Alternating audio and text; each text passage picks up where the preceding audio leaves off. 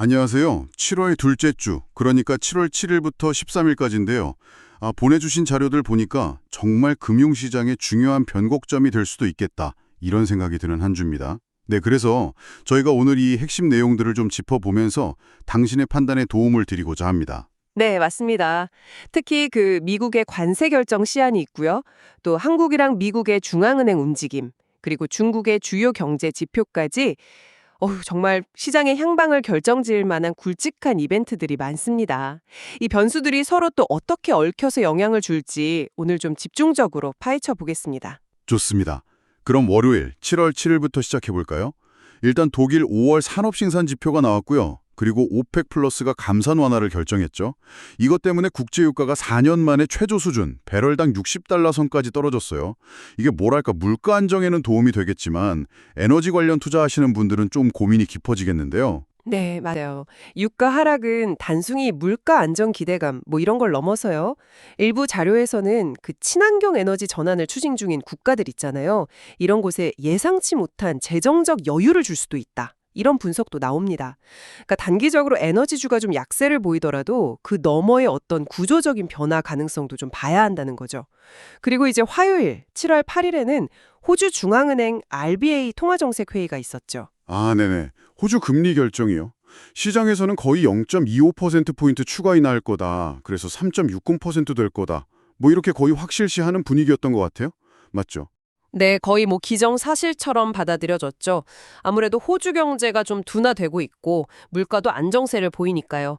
근데 중요한 건 이 RBA의 결정이 다른 아시아 태평양 지역 중앙은행들의 통화 완화 정책에 그러니까 신호탄 같은 역할을 할 수 있다는 점이에요.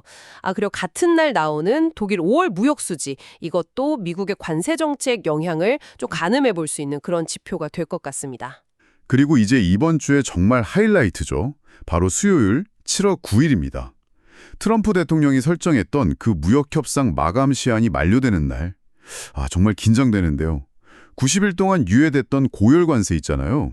기본 10%에서 최대 50%까지. 이게 진짜로 다시 부과될지 아니면 극적으로 또 유예될지. 정말 손에 땀을 주게 하는 순간입니다. 특히 우리나라도 자동차나 철강 관세 관련해서 계속 협상 중이라 더 그런 것 같아요. 그렇죠. 이건 시장 전체를 그냥 흔들 수 있는 그런 변수입니다. 결과에 따라서는 그 파장이 어마어마할 것으로 예상됩니다. 그리고 같은 날 공개되는 미국 FOMC 6월 의사록이랑 중국 6월 물가지표, CPI, PPI 이것도 절대 놓치면 안 됩니다. FOMC 의사록에서는 앞으로 금리 인하 조건이 뭔지, 특히 이번 관세 충격에 대해서 연준 위원들이 어떻게 생각하는지 좀 그 시각을 엿볼 수 있을 거예요. 여기서 만약 좀 비둘기파적인 기조가 확인된다. 그러면 시장의 인하 기대감은 더 커지겠죠. 그렇군요. 그럼 중국 물가 지표는 또 어떤 점을 좀 주목해서 봐야 할까요? 요즘 계속 디플레이션 우려가 나오고 있잖아요. 네, 맞아요. 그게 이제 글로벌 디스인플레이션 압력하고 또 중국 내부의 어떤 내수 경기 현주소를 보여주는 아주 중요한 지표죠. 만약에 이 디플레이션 우려가 더 깊어진다는 신호가 나오면 중국 정부가 추가적으로 경기 부양책을 쓸 가능성, 이게 커질 수 있습니다. 정말 수요일 하루에만 해도 정보가 너무 많이 쏟아지네요. 네, 정말 숨 돌릴 틈도 없이 바로 목요일 7월 11일에는 이제 시선이 국내로 향합니다. 한국은행 금융통화위원회가 열리죠. 지난 5월에 이미 금리를 내렸고 성장률 전망치도 0.8%로 꽤 크게 낮췄잖아요. 그래서 이번에는 좀 동결 가능성이 높다 이렇게 봐야 할까요? 네, 시장에서는 대체로 동결을 예상하고 있습니다. 하지만 이제 금통위원들 사이에서 앞으로 추가 인하 가능성에 대한 논의가 혹시 있었는지, 얼마나 진전됐는지, 또 수정된 경제 전망에는 어떤 좀 다른 뉘앙스가 담겨 있는지, 그리고 신정부 정책과의 조율은 또 어떻게 되고 있는지 이런 것들을 좀 면밀히 살펴볼 필요가 있겠습니다. 그리고 같은 날 발표되는 미국 주간 실업수당 청구 건수, 이것도 고용시장 온도를 좀 가늠해 볼 수 있는 단서가 될 수 있고요. 네. 그리고 이제 금요일 7월 11일에는 영국 5월 GDP, 미국 7월 미시간대 소비자신뢰지수 예비치, 그리고 캐나다 6월 고용지표 등이 예정되어 있군요. 저는 특히 미국 소비자 심리가 어떻게 나올지가 좀 중요해 보이는데요. 이게 또 가계 지출이나 인플레이션 기대에 영향을 주니까요. 맞습니다. 중요한 지표죠. 그리고 이제 주말 7월 12일 발표 예정인 중국 6월 무역 수치, 이게 어쩌면 이번 주에 마지막 퍼즐 조각이 될 수도 있습니다. 왜냐면 이게 미국의 관세 시한 바로 직전인 6월 달 중국의 수출입 실적이잖아요. 그래서 앞으로 글로벌 교역 방향성을 좀 가늠해 볼 수 있는 중요한 잣대가 될 겁니다.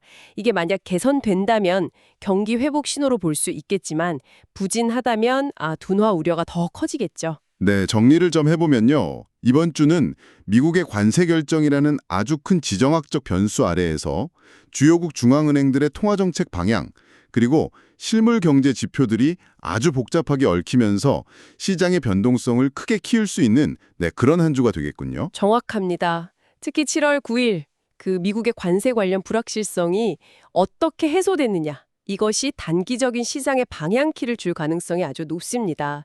결과를 예단하기는 어렵기 때문에 상당히 좀 신중한 접근이 필요한 시점이라고 할 수 있겠습니다. 네, 그렇습니다. 정말 그야말로 안개 속을 걷는 듯한 그런 한 주가 될 것 같습니다. 그렇다면 이런 불확실성이 높은 상황 속에서 단기적인 시장의 등락, 이걸 넘어서는 질문을 한번 던져봅니다.